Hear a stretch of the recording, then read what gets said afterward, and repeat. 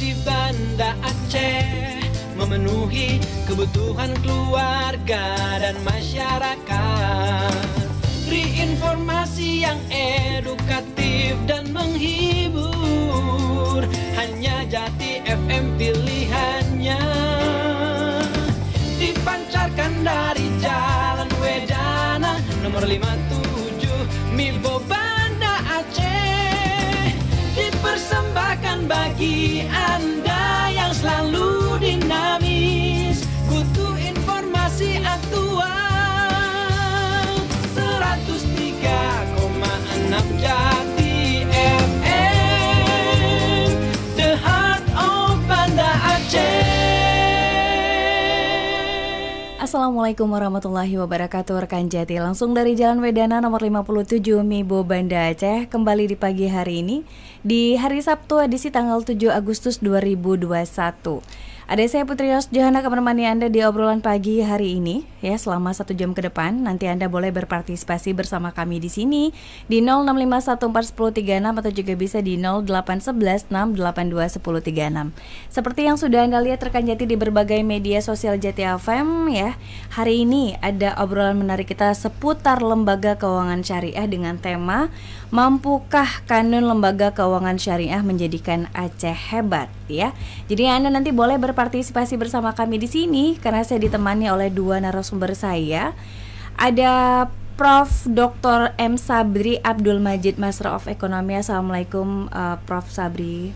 Waalaikumsalam warahmatullahi wabarakatuh. Iya, senang sekali saya ketemu kembali dengan Prof hari ini, tapi dengan tema yang berbeda hari ini ya. Iya.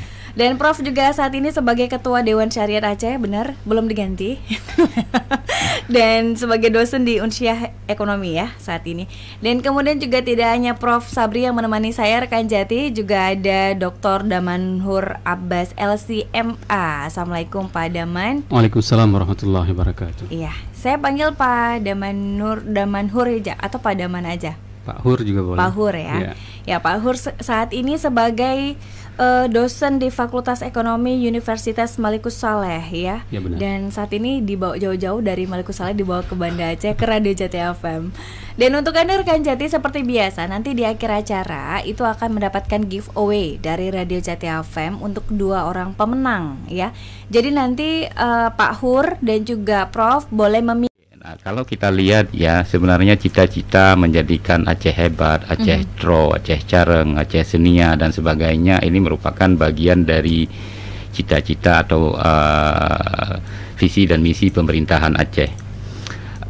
Kalau kita lihat dalam sejarah ya, Aceh itu pernah menjadi sebuah kerajaan besar ya, abad ke-7 ya, abad ke-16 ya, ketika berjayanya kerajaan Aceh Darussalam ya, sehingga ketika itu kerajaan Aceh itu berada ya di antara 5 ya kerajaan besar dunia ya, termasuk kerajaan Isfahan di Iran, juga di Turki, dan juga kerajaan Agra di India. Dan juga ya Aceh kemudian terkenal dengan musibah tsunami yang begitu dahsyat, sehingga kalau saya melihat bahwa hebatnya, terkenalnya Aceh itu sangat bergantung pada dekat tidaknya kita pada Al-Quran. Pada masa zaman kerajaan Aceh Darussalam kita ketahui bahwa maka akan bicara tentang adat Bakpo Temeruhum, hukum Baksyah Kuala, artinya bahwa pelaksanaan kerajaan ketika itu memang sepenuhnya mengacu pada Al-Quran. Tapi juga ketika rakyat Aceh sedikit lalai, kemudian Allah memberikan musibah, menegur orang Aceh sehingga Aceh kembali terkenal. Maka kalau saya melihat dulu Aceh terkenal karena begitu dekat dengan Al-Quran, tapi ketika tsunami ya mungkin orang Aceh sudah agak sedikit jauh dengan Al-Quran. Maka kalau kita ingin menjadi hebat, sesungguhnya adalah kita harus mengacu kepada aturan Allah, karena Allah sendiri mengatakan Islam adalah agama yang sempurna. Kalau kita mau menjadi orang-orang yang sempurna, menjadi hamba-hamba yang sempurna, maka sesungguhnya kita harus berpandukan pada panduan yang sangat sempurna. Maka itulah sebabnya ya, cita-cita menjadikan Aceh hebat, karena hebat di sini kita tidak boleh melihat hebat di dunia saja, hebat dari sisi kesejahteraan, dari sisi pendapatan, tapi hebat yang paling penting adalah hebat di muka Allah, karena masyarakat Aceh ini melaksanakan hukum Islam secara kafah, meninggalkan sisa-sisa riba yang ada di Aceh. Maka insya Allah Aceh akan hebat, bukan hanya di dunia, dan juga masyarakat Aceh akan hebat insya Allah nanti di hadapan Allah Subhanahu wa Ta'ala.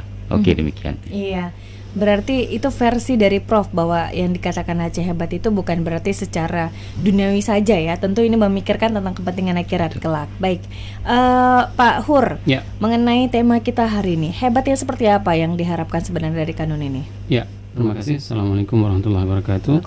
Alhamdulillah wassalatu wassalamu ala Rasulillah. Rabbi shrah li sadri wa yassir li amri wahlul 'uqdatam min lisani yafqahu qawli, amma ba'd. Terima kasih Putri, Prof. Sebuah pujian datang dari jauh-jauh ya, katanya ke pusat ibu kota. Nah, sebenarnya yang seperti yang dikatakan oleh Prof itu sudah sangat benar. Selama ini kita selalu dididik dengan sistem kapitalis, bahwasanya diukur seseorang itu, sukses tingkat seseorang itu diukur dengan semakin banyak material yang memang terpenuhinya. Nah, hari ini kita mencoba untuk mengislamisasikan kembali semua lini, dan salah satunya ini adalah LKS. LKS adalah merupakan salah satu upaya yang memang kita bisa menerjemahkan, mengisi kekosongan UUPA, mengisi apa yang dinamakan dulu, kita Aceh ini mempunyai keistimewaan dulunya. Ada yang pertama sekali pendidikan, agama, dan budaya. Nah, salah satu yang kita isi hari ini itu adalah bagaimana kita mengisi nilai-nilai agama ini dalam tatanan kehidupan kita sehari-hari. Ini sangat penting. Kenapa? Karena kalau seandainya lo amana ahlul qura, bahwasanya seandainya penduduk negeri ini beriman, la fatahna alaihim barakatim minas sama, bahwasanya kita akan curahkan keberkahan itu dari langit. Dan ini sebenarnya yang selalu selama ini orang-orang kita itu tidak pernah mempercayai konsep penduduk langit. Nah, hari ini kita selalu misalnya dengan Prof, kita diajarkan bagaimana ekonometrik, matematikanya penduduk bumi. Tapi ternyata asumsi-asumsi yang dibangun ini selalu gagal mensejahterakan masyarakat. Nah, sekarang ayo kita berikan sebuah ayo kembali kepada khitah kita, kembali kepada naluri kita, bahwasanya ayo kita hitung semuanya, kalkulasinya dengan matematika penduduk langit. Kenapa? Karena Allah sendiri yang mengatakan bahwasanya wa fis sama'i rizqukum wa ma tu'adun, bahwasanya rezeki kita itu sudah diatur dan sudah ada di langit. Bagaimana kita mengetuk pintu langit supaya rezeki itu tercurahkan? Salah satunya seperti kanun LKS, dengan tidak mendatangkan sistem ribawi yang sudah menjadi darah daging di dalam tatanan kehidupan kita. Kenapa sistem ribawi ini? Saya dalam beberapa diskusi dengan Prof juga sering mengatakan bahwasanya tatanan virus riba ini mengelahi dari virus-virus semua yang ada selama ini. Kenapa? Virus riba itu sudah terkontaminasi terhadap orang-orang yang bertakwa. Ini yang paling penting yang harus dipahami. Maka sangat wajar hari ini kalau misalnya sudah adanya LKS, tiba-tiba ada orang yang masih menginginkan sistem ribawi itu kembali lagi. Kenapa? Karena bukan hal inilah sesuatu yang memang digambarkan di dalam Al-Quran. Bahwasanya Al-Quran mengatakan ya ayyuhalladzina amanu taqullaha wa dharu ma baqiya minar riba. Bahwasanya wahai orang-orang yang bertakwa, ya, tinggalkanlah sisa dari riba. Menandakan apa? Hampir semua orang-orang yang bertakwa itu sudah terkontaminasi dengan riba. Maka sangat wajar kalau misalnya hari ini ada beberapa orang yang meminta supaya masih ada lagi kanun supaya konvensional. Nah, dan Prof ini membuat baterainya habis, Prof. Prof harus terus menjawab setiap hari, memberikan tanggapan setiap hari terhadap permintaan-permintaan orang-orang seperti ini. Nah, kalau saya mengibaratkan cerita dengan Prof, ya, biarkan saja Prof, itulah orang yang dinamakan dengan orang kerasukan setan. Nah, Al-Quran sendiri mengatakan seperti itu. Alladzina ya'kuluna riba la yaqumuna illa kama yaqumul ladzi yatakhabbathu asyaitanu minal mas. Bahwasanya orang-orang yang memakan riba, orang-orang yang mengatakan bahwasanya riba itu sama seperti jual beli, sama aja bank konvensional dengan bank syariah. Itu mereka diibaratkan dalam Al-Quran seperti orang kerasukan setan. Kalau bahasa Aceh kerasukan setan apa Ustaz itu? Itu seven bird itu, ya. Masuk burung 7 ya. Segitu. Iya. Iya, memang Kang Jati ya, berbicara mengenai riba ini nggak ada habis ya memang. Iya. Banyak beberapa mungkin masyarakat kita memang sempat shock kemarin bahwa ya memang sempat komen bahwa kenapa sih nggak dibenerin dulu nih teknisnya, baru pengalihan ke syariah. Kalau misalnya memang Prof melihat ini ya, namanya juga ini suara masyarakat seperti itu. Banyak yang beranggapan bahwa kenapa sih pemerintah nggak benerin dulu teknis. Jadi kalau memang konven nggak ada lagi, maunya yang mau jadi syariah itu dibenerin dulu segala macam, baru perubahan semua ke syariah. Baru itu benar-benar hebat katanya. Menurut Prof sendiri gimana nih? Apakah memang harus salahin teknis atau gimana? Oke, ketika kita ingin melakukan hijrah, ingin melakukan perubahan ke arah yang lebih baik. Nah, pertanyaannya adalah apakah harus kita tunda? Ya. Apakah ketika seseorang ingin menikah, tunggu dulu ya rumahnya dibuat lantai 7, dicat dan sebagainya. Karena kalau kita menunggu ya siap, saya pikir selalu orang akan mengatakan tidak siap. Maka kita bergerak dulu, ya kemudian apa yang perlu diperbaiki, dan ini biasanya akan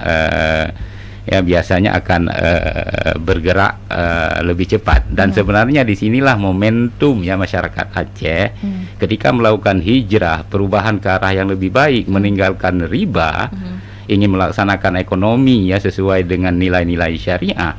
Perjuangannya besar, pengorbanannya besar, disitulah momentum untuk mendapatkan pahala yang besar. Kalau kita lihat ya bagaimana proses hijrah Rasulullah juga ya, karena ini kan bersamaan juga dengan momen hijrah ya, bagaimana proses hijrah Rasulullah dulu ya. Apakah Rasulullah mempersiapkan kendaraan dulu, mempersiapkan bekal dan sebagainya. Ketika Rasulullah melihat itulah adalah momentum dan saat yang harus diraih untuk melakukan hijrah, maka Rasulullah pergi di tengah malam dengan bekal seadanya. Maka kalau saya melihat ya, kalau kita mengatakan kita tunggu siap terlebih dahulu, ya berapa lama kita harus menunggu? Kan ini sudah terlalu lama. Sejak Indonesia merdeka ya, sudah berapa? 75 tahun ya. Kita masih Aceh yang mengatakan ya, menyebutkan diri kita dari Serambi Mekah ya, mengatakan kita istimewa seperti Ustadz sebutkan, kita istimewa dari sisi pelaksanaan syariat Islam ya. Tetapi sampai hari ini ya, artinya sebelum kanun LKS ini disahkan oleh pemerintah Aceh, pelaksanaan syariat Islam hanya bicara tentang ibadat, bicara tentang pakaian ketat, bicara tentang khamar, bicara tentang maisir. Padahal sesungguhnya Islam itu bicara tentang syariah bukan hanya meliputi masalah akidah ya, tapi juga dia meliputi masalah muamalah ya, meliputi masalah ekonomi dan juga bicara tentang etika. Karena sesungguhnya harus kita pahami ya, ketika kita berbicara tentang ekonomi, itu berbicara tentang kegiatan bagaimana kita mencari rezeki ya, melakukan aktivitas ekonomi, mencari rezeki, dan rezeki itu masuk ke dalam mulut dan menjadi darah daging yang mempengaruhi kita ya. Ketika kita makan makanan itu akan menjadi darah ini akan mewarnai tubuh kita, gerak, perilaku dan sebagainya. Nah, coba kalau makanan yang masuk ya, yang menjadi sumber energi tubuh kita itu bersumber dari hal-hal yang tidak benar, bersumber dari hal-hal yang haram, maka akan menyebabkan perilaku manusia, tindakan manusia itu tidak akan bisa sepenuhnya konsentrasi untuk melakukan kebaikan. Maka saya pikir memang wajar ya, setiap yang namanya perubahan itu sesuatu yang tidak mudah. Banyak sekali alasan-alasan ya mengatakan kenapa kita harus tunggu terlebih dahulu ya. Kalau kita lihat ya, memang ya untuk merubah itu ya, ketika Allah melarang riba pada masa jahiliyah itu Allah memberi peringatan ya dengan 4 tahapan. Allah bicara tentang bahwa riba itu dari sisi moralitas, bicara dari aspek etika, riba itu bukanlah sesuatu yang mensejahterakan. Yang mensejahterakan itu adalah zakat. Orang-orang yang memakan riba itu ya, Allah menyebutkan bagaimana kesusahan yang dialami oleh mereka, sehingga Allah baru pada akhirnya ya menyebutkan wahalallahul bai'a wa harramar riba. Maka kalau kita lihat proses ya Allah melarang riba ini Allah lakukan secara bertahap, memerlukan waktu ya sekitar hampir bersamaan dengan lamanya masa turun Al-Qur'an ya 22 tahun, 2 bulan, 23 hari atau sekitar 23 tahun. Nah, memang sangat wajar ya kenapa kalau kita lihat ya ketika sebuah praktek sudah dilakukan secara turun-temurun mendarah daging, maka proses perubahan ya untuk merubah itu kan perlu waktu yang lama. Tapi coba kita lihat Makkah ketika itu bagaimana ya masyarakatnya adalah masyarakat yang sangat jahiliyah, yang tidak mengenal nilai-nilai Islam sebelumnya. Tapi coba kita bandingkan dengan Aceh Serambi Mekah. Ya, apakah Aceh Serambi jahiliyah? Maka sebenarnya kita harus melihat ke situ juga ya. Atau lebih jahiliyah kita, Prof. Atau lebih jahiliyah kita ya. Nah, maka kadang-kadang kita harus melihat dari sisi itu. Ya, kalau saya kadang-kadang melihat kenapa yang terjadi di Aceh ketika kita ingin merubah ke hal-hal yang lebih baik, ada orang yang menarik ya supaya kita tidak menuju ke arah yang lebih baik. Maka hal ini kalau kita lihat pada masa Rasulullah melakukan dakwah dan sebagainya, sangat banyak orang-orang yang tidak suka. Maka kadang-kadang saya melihat ya, kalau orang menanyakan ya daerah mana katakanlah orang-orang yang paling Islami atau ya kalau orang berbicara di Mekah, maka atau ini ya di manakah ya katakanlah daerah yang masyarakatnya paling jahiliyah, ya, kalau orang kan mengatakan ya di Mekah karena kan ada umat jahiliyah di situ. Mungkin kalau kita tanyakan pertanyaan kedua, di manakah orang yang nomor 2 paling jahiliyah? Apakah di halaman Mekah? Maka orang akan mengatakan di Serambinya, ya. Nah, maka kalau saya melihat begini ya, masyarakat Aceh yang dikenal karena kalau disebut Aceh itu identik Islam, ya. Kita lahir ya, kita bukan ya sebelum lahir ya indatu kita ataupun ketika kita lahir ya, ketika katakanlah ya orang tua kita melakukan pernikahan itu secara Islami, kita lahir dan sebagainya, dan lahir juga kita dikumandangkan azan ya, ya, dan juga dikumandangkan ikamat bagi yang perempuan dan sebagainya. Artinya kita lahir dalam lingkungan Islam yang sangat kental. Apakah masih kita harus mengatakan oh tunggu dulu? Ya tunggu dulu. Saya pikir karena praktek-praktek Islam. Karena kalau kita lihat sejarah Aceh ya, kerajaan Darussalam dulu ya, seperti saya sering sebutkan ya, Profesor Dr. Ayu Mardi Azra ya, mantan rektor UIN Syarif Hidayatullah Jakarta, beliau mengatakan ya dalam bukunya bahwa salah satu yang menyebabkan Aceh Darussalam dulu hebat karena sudah melaksanakan ekonomi ya secara syariah. Riba sudah dilarang di Aceh ketika itu.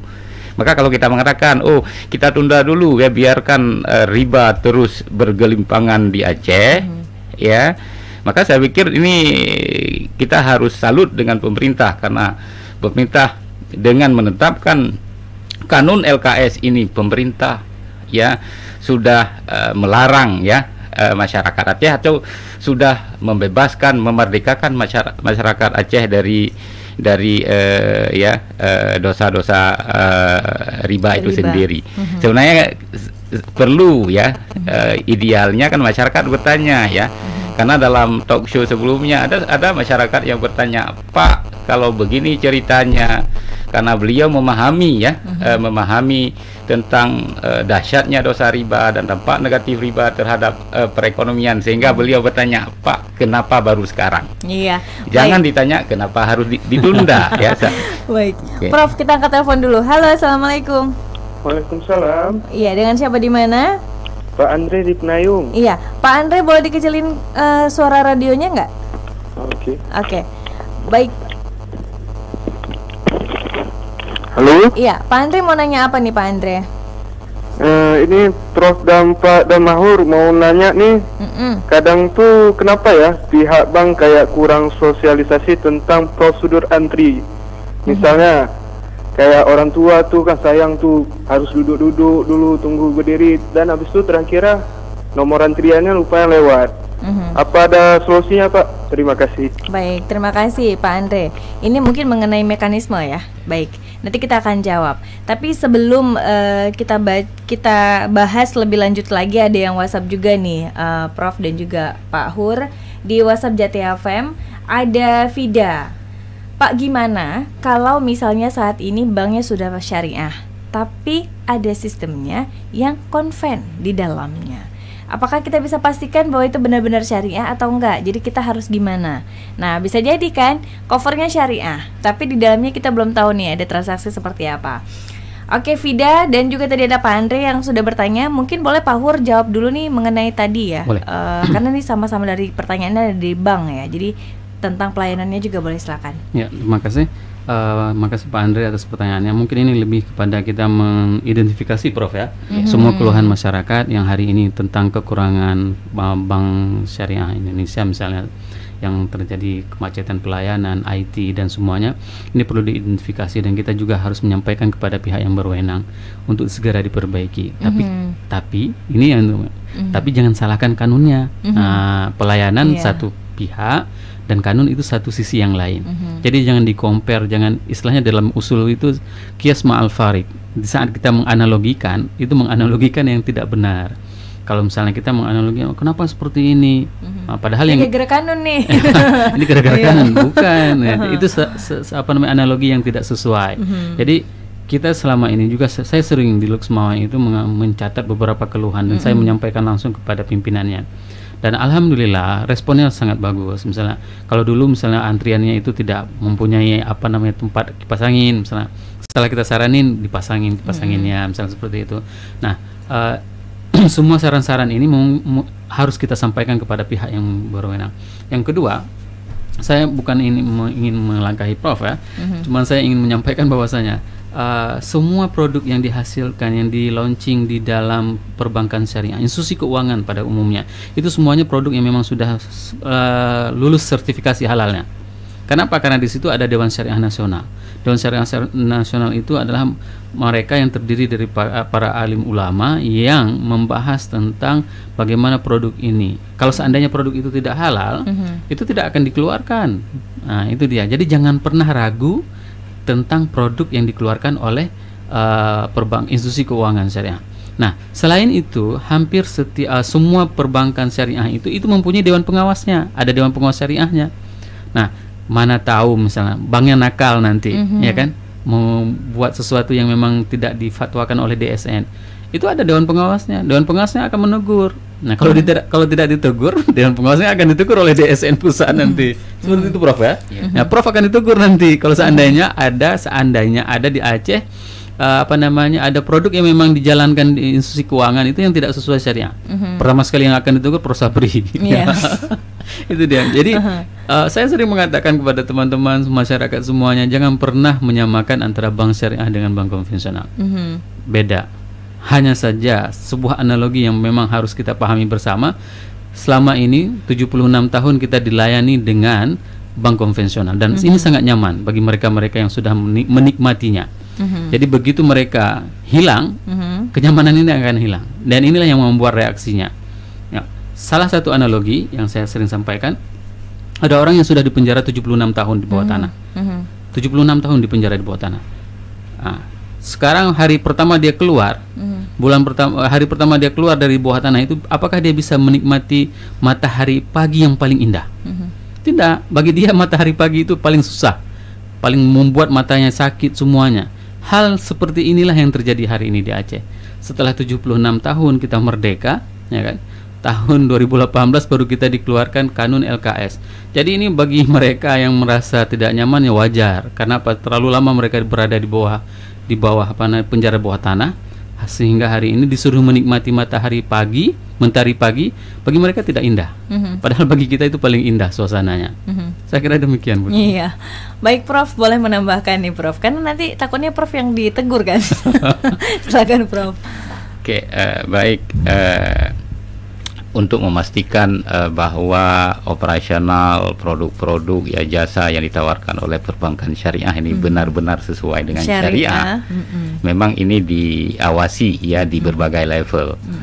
Di pusat ya ada Dewan Syariah Nasional Majelis Ulama, dan mereka sebenarnya yang mengesahkan ya, yang mengatakan oke, produk ini halal ya. Artinya ketika sebuah lembaga keuangan ingin menawarkan produk, melakukan inovasi produk dan sebagainya, itu sebelum diketuk palu kehalalan oleh DSN itu tidak bisa ditawarkan, tidak bisa ditawarkan ke masyarakat.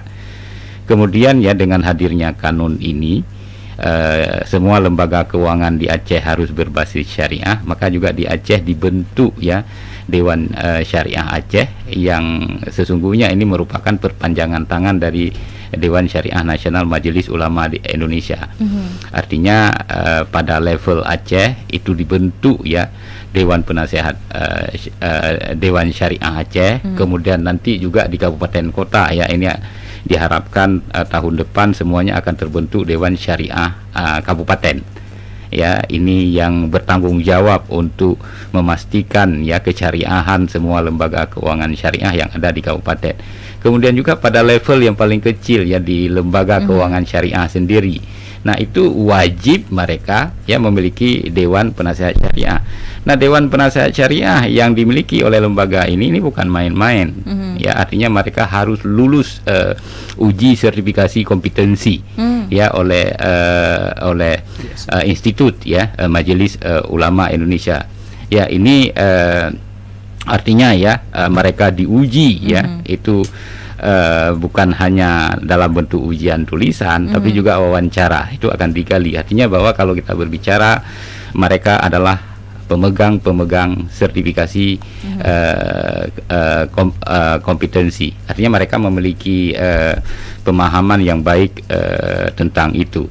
Nah, cuma permasalahannya ya mungkin katakanlah kan bisa jadi yang nakal bukan bank atau bisa jadi DPS-nya ya tidak melakukan pengawasan yang baik. Nah, maka akan dilakukan pengawasan oleh Dewan Penasehat Syariah pada level yang lebih tinggi. Karena kalau lembaga-lembaga keuangan syariah operasional tidak sesuai syariah, mereka akan ditegur, diberi peringatan, dan juga pada ujung-ujungnya ya mereka akan direkomendasikan untuk diberhentikan ya operasionalnya. Nah, maka kalau kita lihat ya memang yang paling penting ya ketika kita berbicara tentang kesyariahan, katakanlah kita melihat pada individu, janganlah lihat bahwa dia menutup aurat, dia memakai pakaian yang muslimah, tetapi hatinya itu busuk, hatinya kotor, ya perilakunya mungkin perilaku yang tidak baik. Maka sebenarnya yang kita harapkan bahwa kesyariahan ya lembaga keuangan ini juga yang lebih penting adalah substansi, ya produk, akad, transaksi, ya itu yang jauh lebih penting, bukan persoalan katakanlah persoalan simbol atau form ya. Artinya misalnya begini, kita masuk dalam perbankan syariah, assalamualaikum, berbicara alhamdulillah, astagfirullah, ya innalillah atau dan sebagainya. Yang diharapkan bukan itu, bukan dari sisi pakaian atau apa, tapi sebenarnya yang jauh lebih penting adalah dari sisi substansinya. Ya, artinya memang dua-dua hal ini ya, dua-dua hal ini penting. Iya. Nah, baik Prof, kita telepon dulu boleh ya. Halo, assalamualaikum. Waalaikumsalam. Iya, dengan siapa di mana? Sama Zubaidah di Padang nih. Ya, Bu Zubaidah mau nanya apa nih, Bu? Assalamualaikum Pak Profesor Dr. Muhammad Sabri. Ya, Bapak Mahfur ya. Begini Pak, tadi kan Bapak ada bilang misal ada lembaga keuangan yang tidak melaksanakan prinsip syariah, pasti kan akan diberhentikan ditegur. Jadi operasinya diberhentikan lah kan? Nah, itu selain diberhentikan operasionalnya, apakah ada sanksi seperti apakah ada denda? Itu aja. Habis itu yang satu lagi, ini kan kebetulan kan saya dari lahir kan di Aceh Pak, sampai sekarang.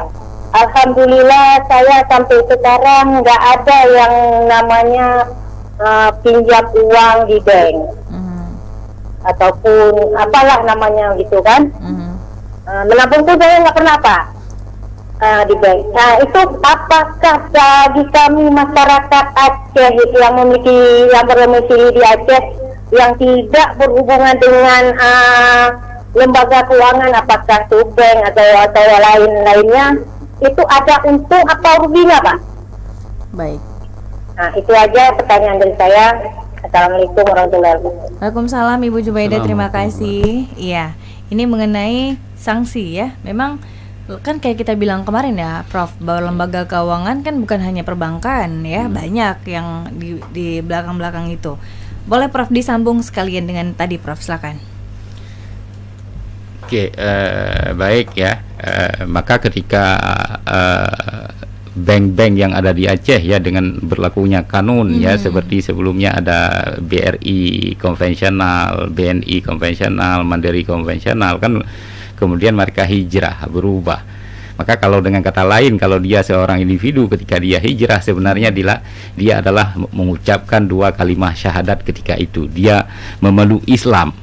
Ya, dari non-Islam dia memeluk Islam. Maka pada awal-awal orang kan memeluk Islam. Apakah kita mengharapkan dia mampu membaca doa yang panjang atau dan sebagainya ya. Maka kan orang melihat, yang penting kan berubah dulu, dia sudah Islami, maka menuju kesempurnaan kan itu perlu proses. Tapi alhamdulillah yang terjadi apa? Karena ketika mereka berubah dan merger ya ke dalam lembaga syariah yang sudah ada, proses ini ya berjalan jauh lebih cepat. Artinya janganlah karena aspek-aspek teknis, aspek-aspek kecil yang bukan substansial sehingga kita mengklaim bahwa ini tidak syariah. Ya kadang-kadang kita sering menekankan syariah itu harus murah, harus mudah, harus cepat, mungkin juga harus gratis. Kan itu keliru. Kan syariah tidak identik dengan murah. Coba kalau orang melakukan pernikahan ya secara Islami ya kan jauh lebih mahal dibandingkan katakanlah orang melakukan pernikahan dengan bukan Islami. Artinya janganlah kita menyimpulkan ya bahwa kok bank syariah jauh lebih mahal, kok lebih susah dan sebagainya. Tapi kan hal yang paling penting sebenarnya adalah kita bicara substansi. Apakah akad yang kita lakukan, transaksi yang kita lakukan itu sudah terbebas dari riba atau tidak. Baik, mengenai sanksi tadi Prof, gimana? Oke, baik. Nah, ini sanksi ini kan dia bertahap. Artinya kan tidak mungkin ketika katakanlah ketika seseorang melanggar langsung ya dikatakan Anda harus tutup. Artinya kan diberi peringatan, kan dievaluasi. Artinya kan perlu dievaluasi katakanlah operasionalnya mungkin belum sepenuhnya sesuai dengan syariah. Apakah ini tidak dimonitor oleh DPS di lembaga tersebut atau sudah dimonitor ya, sudah diberi teguran atau opini ya oleh DPS, tapi lembaga itu tidak ingin mengikutinya. Artinya ketika terjadi pelanggaran kita harus identifikasi kekeliruannya itu ada di mana. Nah, maka ini kalau DPS-nya tidak mengawasi, DPS yang ada di lembaga keuangan syariah, maka itu sertifikasinya akan dicabut. Ya, dia akan di-ban ya, dia tidak akan dibenarkan menjadi dewan penasehat syariahnya. Tapi kalau lembaga yang melakukan itu, mereka akan ditegur ya. Kalau mereka tidak merubah ya, tidak menyesuaikan dengan praktek-praktek syariah, ya maka mereka terus dimonitor. Dan artinya kalau bandel ya lembaga keuangan itu ya harus ditutup ya. Artinya lembaga keuangan ini ya bukan hanya bank, termasuk juga non bank ya seperti pajak gadai, ya lelang ya, asuransi dan juga lembaga-lembaga keuangan informal ya, ini seperti rentenir dan sebagainya. Maka oleh karena ini ya tugas menjaga sebenarnya ya, menjaga agar lembaga keuangan ini benar-benar beroperasi sesuai dengan syariah. Ini sebenarnya bukan hanya tanggung jawab Dewan Syariah, tanggung jawab Dewan Penasehat Syariah. Coba kalau rentenir misalnya yang mereka sering beroperasi mungkin di tengah malam di pelosok desa ya, kan DPS tidak tahu itu. Nah, maka ini menjadi tanggung jawab semua. Maka Bapak Ibu ya, masyarakat Aceh ini sebenarnya menjadi pengawas syariah. Ya, maka oleh karena itu ya, ada hal-hal yang bertentangan dengan syariah, pelayanan yang tidak optimal. Ini memang ya harus kita sampaikan. Ya, harus kita sampaikan secara formal kan. Karena kalau kita sibuk ya, sama juga misalnya ketika kita melihat kawan kita ada kesalahan yang kita tidak suka, tapi kita tidak ngomong ke dia secara baik-baik, tapi kita ngomong dengan kawan lain. Ya, kita ngomong ribuan kawan kan, mesti kawan itu tidak berubah karena tidak sampai kepada yang beliau. Objeknya gitu ya. Ya, Objeknya. Ada telepon nih Prof, kita angkat lagi. Halo, assalamualaikum. Halo. Assalamualaikum. Waalaikumsalam. Dengan siapa di mana, Ibu? Oh iya, dengan Nining di Lamprit. Baik, Ibu Nini mau nanya apa nih, Ibu Nini? Gini, saya menggunakan perbankan syariah sejak tahun 2003. Di Aceh ini kan ada sebelum hebohnya BSI ya, sebelum hebohnya LKS ya. Saya menggunakan saya menggunakan jasa bank syariah sejak tahun 2003. Pada saat itu memang orang nggak ramai menggunakannya. Karena apa? Pertama, sistem bagi hasil ini dikit Pak dibanding yang konvensional, ya. Nah, kalau dihitung-hitung, waduh, dikit dengan konvensional. Dan tiba-tiba sekarang kita sudah punya kanun ya, LKS itu ya, untuk di Aceh. Bapak tahu yang katanya orang Aceh Islam sangat dan begini begitu, lari membawa lari uangnya keluar dari bank syariah.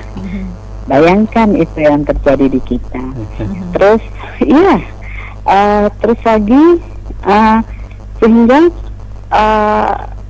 yang kita harapkan bahwa kita di Aceh yang berlaku syariat Islam, jangan pikir bahwa orang Islam di Aceh ini akan menyimpan sebanyak-banyaknya uangnya di situ. Karena di Aceh umumnya mereka melarikan uang ke konvensional. Karena apa? Itu tadi salah satunya.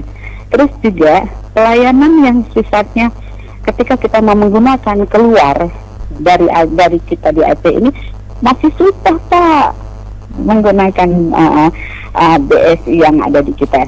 Ini kalau katanya sistem di sini udah baik untuk di dalam lokalan, pakai di luar Pak, pelayanan itu masih susah Pak. Jadi saya mau bilang gini, kesungguhan dari pelaksana itu sangat penting, bukan cuman kesungguhan dari orang-orang yang membuat peraturan. Jadi jangan membuat masyarakat semakin tidak percaya. Aduh sulit bener, emang ternyata ini emang sulit nih. Akhirnya kita udah bela-belain mau tetap ikut syariah, tapi sulit bertransaksi. Nah itu Pak, yang saya mau bilang gini, tolong pihak pelaksana, mereka yang punya kepentingan tentang ini mendorong, menyemangati mereka pihak pelaksana. Jangan saling menyalahkan. Saya cuma mau bilang itu saja. Baik. Oke, makasih Pak. Terima kasih Bu Nini. Iya. Itu ya. Ini mengenai memang yang terjadi di lapangan yang memang sering benar ya. Jadi takut juga nih nabung banyak-banyak takut dibawa katanya. Oke, Pak Hur boleh menanggapi ini Pak Hur. Pertama sekali terima kasih atas masukannya Bu Nining, walaupun kita juga semua merasakannya.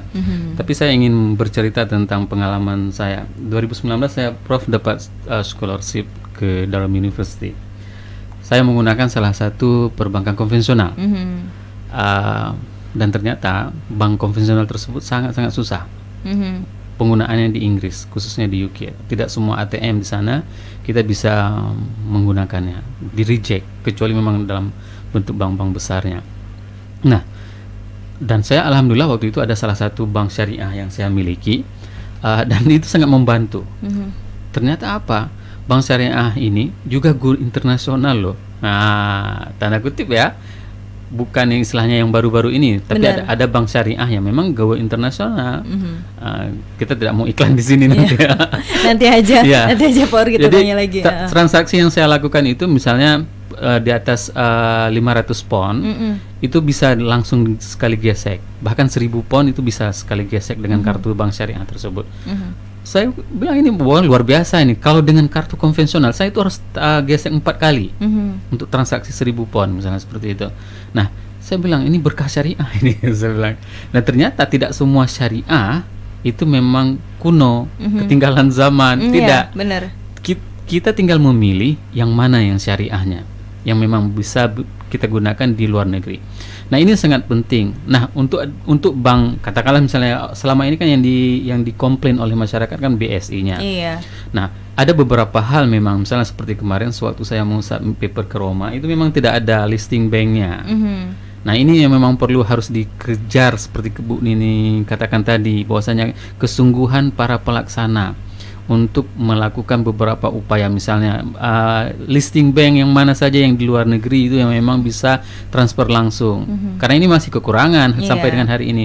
Sewaktu kita mencoba membuka, ternyata hanya katakanlah 5 yang tersedia. Tapi kalau begitu saya pakai bank syariah yang dulunya itu semua bisa. Jadi tidak semua syariah ya itu memang kuno, kolot, ortodok, tidak. Nah, tapi syariah itu memang ada yang memang kompatibel untuk semuanya. Tinggal kita memilih bank syariah mana. Nah, jadi kita tidak perlu menyalahkan bank syariah A, bank syariah B. Yang kurang harap memperbaiki dirinya agar mereka tetap bisa eksis dan memberikan pelayanan. Pelayanan ini kan ibadah bagi mereka sebenarnya. Nah, ini yang harus dipahami dan dimengertikan oleh masyarakat. Ada tadi pertanyaan, apa untung ruginya kalau seandainya saya tidak menabung, tidak menggunakan bank? Itu menarik sekali. 2005 sampai dengan 2007 kita buat penelitian di coastal area untuk wilayah mulai dari Pantan Labu sampai dengan Samalanga. Ternyata hasil penelitian kita itu menunjukkan apa? Masyarakat pesisir itu sama sekali tidak bersentuhan dengan perbankan, dengan institusi keuangan. Ini yang paling menarik. Mereka menyimpan uang itu di bawah bantal dalam tiang-tiang rumah. Nah, ini kejadiannya. Sehingga apa? Begitu banjir misalnya, begitu kebakar, hilang semuanya. Kecurian, ini kerugian yang paling terbesar. Nah, oleh sebab itu pada saat itu kita menyarankan kepada perbankan untuk dapat menyesuaikan wajah mereka. Kalau misalnya di pinggir laut, mereka itu kan nggak mesti pakai AC, jadi kipas angin aja udah cukup. Kenapa? Orang setelah dari tarik pukat misalnya bisa langsung ke bank. Ini yang harus diadaptasi, bahwasanya bank itu tidak mesti kelihatan necis misalnya seperti itu, harus sesuai dengan lokasi dan tempatnya. Sehingga apa? Sehingga perbankan itu bisa membumi dengan masyarakatnya. Nah, ini sebenarnya yang paling penting. Kalau seandainya ibu juga tidak mau menyimpan uang di bank, hati-hati nanti diambil tuyul. Seperti itu. Iya, artinya berarti bank syariah juga harus kreatif, inovatif dong, ya kan? Harus. Dan nggak bisa nge-stuck di situ aja. Nggak boleh. Image-nya kan selama ini kalau misalnya udah kerja di bank mah pakai dasi. Iya, benar. Ya nggak mesti seperti itu. Kalau seandainya misalnya katakanlah misalnya ke posisi perbankan itu adanya di gunung, gimana sih? Harus disesuaikan lah dengan masyarakat gunungnya. Nah, itu yang memang yang perlu istilahnya fleksibel. Ya, harus sesuai dengan bagaimana kondisi. Jadi tidak boleh kita standarisasi kita itu ya standar corporate yang memang betul-betul seperti di Manhattan atau seperti itu. Saya kira demikian. Iya, baik untuk Anda rekan Jati, kalau Anda mau menanyakan satu pertanyaan lagi diperbolehkan ya. Anda boleh telepon di 0811 682 1036 ya. Sekali lagi di 0811 682 1036, bukan di 688, karena jika di 688 maka teleponnya tidak masuk ya.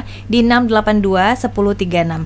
Baik, menanggapi ini memang ini menarik sekali bahwa kadang tuh banyak orang tua kalau ke bank, aduh nggak mau karena dingin, nasinya dingin kali gitu ya. Jadi rada males dia nabung. Ada telepon lagi nih Prof, kita angkat satu penelpon lagi. Halo. Baik, terputus. Nah, karena waktu kita juga sedikit lagi. Baik. Halo, assalamualaikum. Waalaikumsalam. Ini Zubaidah lagi nih. Ada satu pertanyaan yang menjanggal di hati nih. Aduh, apa itu Bu? Gini kan, memang dari talkshow yang sudah belakang memang udah dibahas tentang misal kayak kejadian di tempat tinggal saya ada yang namanya menatasnamakan dari bank syariah.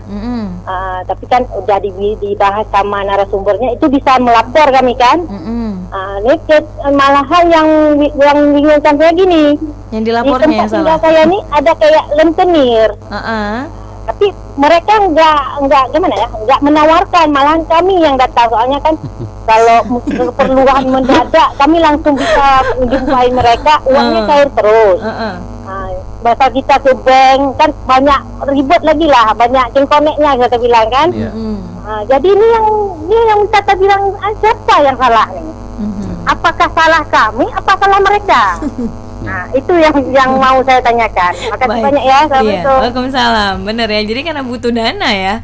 Jadi mungkin prosedurnya berat. Ya udah deh, datengin aja rentenirnya. Silakan Prof, boleh menambahkan. Oke, ini menarik nih Bu Zubaidah ya. Ini kalau ditanya siapa yang salah ya, maka kalau pepatah Aceh mengatakan simat bajo ya sidu kudro ya sipeh talo simat bajo sidu kudro saban desa. Nah itu sama juga artinya bahwa ketika kita berbicara tentang riba, orang yang memakan riba, saksi yang melihat, yang mencatat, itu sama saja ya, itu sama-sama berdosa. Nah maka oleh karena itu ya saya memang ini ya, artinya ketika kita punya keinginan untuk melaksanakan ya ekonomi sesuai dengan prinsip syariah, ini keinginan kita, artinya bicara kita, bicara pemerintah, bicara lembaga keuangan, bicara masyarakat, ya, ini semuanya memainkan peran penting. Kalau saya ya tadi terkait Bu Nining mengatakan banyak orang kan membawa uang itu keluar Aceh karena mereka mengharapkan keuntungan yang lebih besar. Tapi yang harus kita ketahui bahwa lembaga keuangan syariah operasional mereka ya katakanlah ketika mereka memiliki kelebihan dana maka mereka akan investasikan di sektor-sektor yang halal. Artinya keuntungan ya yang dibagi kepada nasabah itulah keuntungan yang halal. Berbeda dengan lembaga keuangan konvensional, mereka bisa melakukan investasi bebas, apakah di perjudian atau hal-hal yang melibatkan riba. Artinya bahwa keuntungan yang dinikmati oleh nasabah lembaga keuangan konvensional itu tidak sepenuhnya halal, artinya juga bersumber dari hal-hal yang haram. Maka tadi ya saya pikir di pembuka tadi ya Ustadz Damanhur kan menyebutkan kadang-kadang masyarakat salah persepsi kan hebat atau ukuran kesuksesan itu kan melihat dari banyaknya uang, orang tidak melihat dari keberkatan atau kehalalan dari uang itu sendiri. Maka kalau saya orang mengatakan banyak uang ya beralih dari Aceh, kita ketahui bahwa Bank Indonesia perwakilan Aceh melaporkan tidak terjadi ya pemindahan uang keluar daerah. Kalaupun ada, kalau saya mengatakan silakan aja biar pindah, biar di Aceh tinggal uang-uang yang bersih, menjadikan Aceh ini lebih berkah, akan diturunkan keberkatan oleh Allah, menjadikan Aceh daerah yang penuh kedamaian.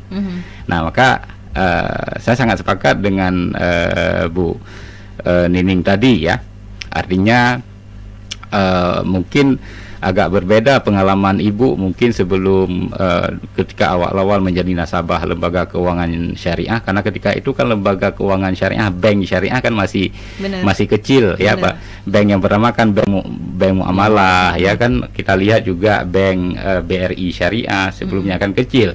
Mungkin kalau kita lihat bank Mandiri syariah memang fasilitas IT ya pelayanannya sudah sangat bagus, tapi kalau kita lihat ada lembaga keuangan syariah seperti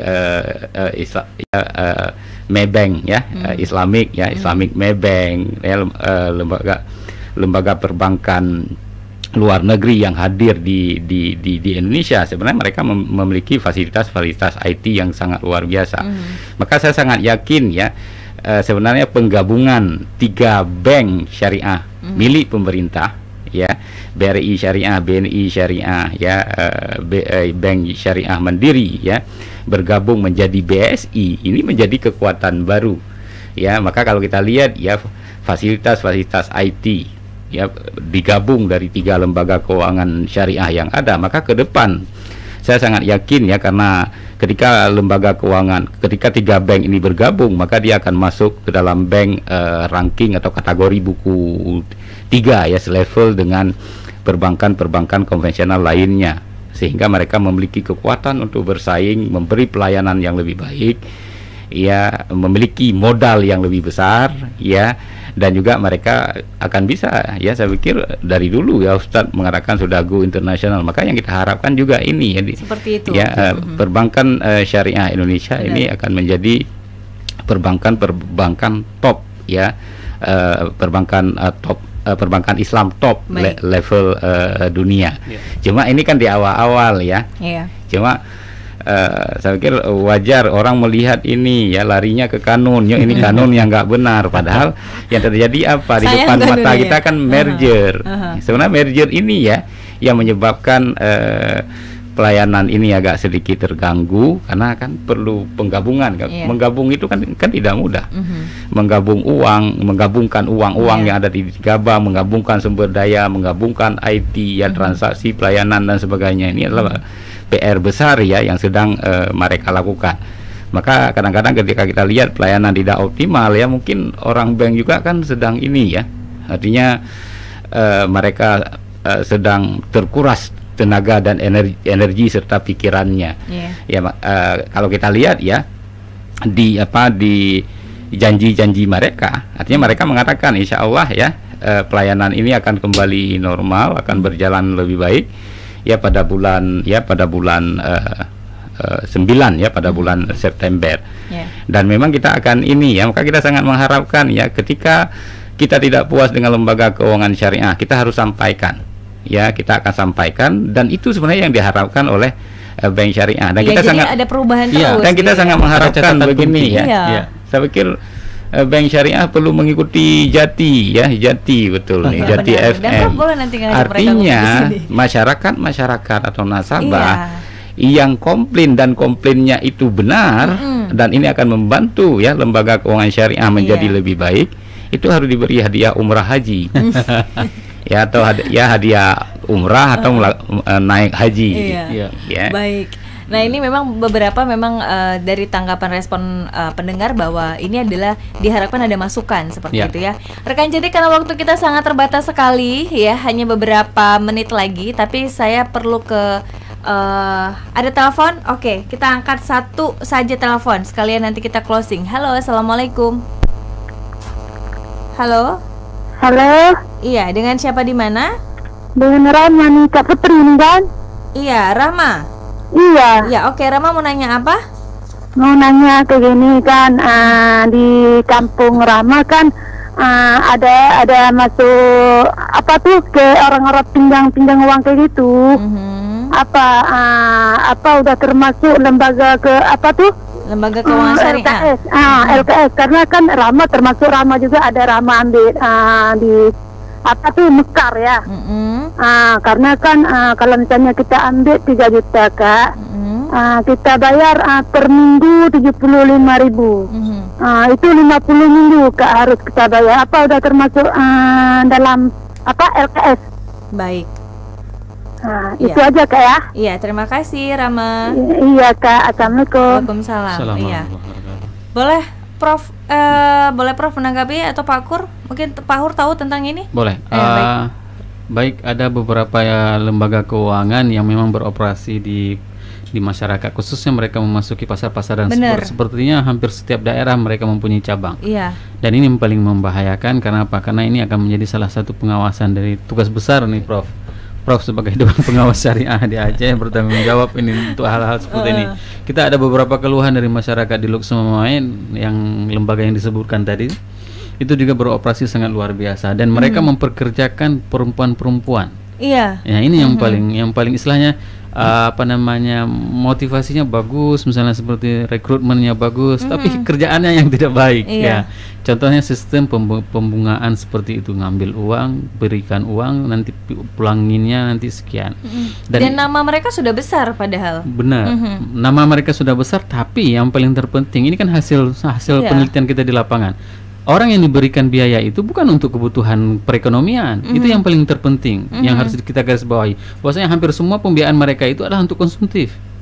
Nah, kenapa? Misalnya kita buat penelitian di pasar-pasar tradisional di Luxembourg, bahkan di Lambaru sendiri, bahwasanya semua kebutuhan para pedagang itu sudah disuplai sama tokenya. Tapi mereka juga datang untuk memberikan modal, tapi modal itu dipakai untuk konsumtif. Bayangkan, mereka akan menjadi orang-orang yang akan terus membuat masyarakat ini tidak akan pernah bangun dari perekonomiannya, akan terjerat terus dengan hutang-hutang yang selamanya.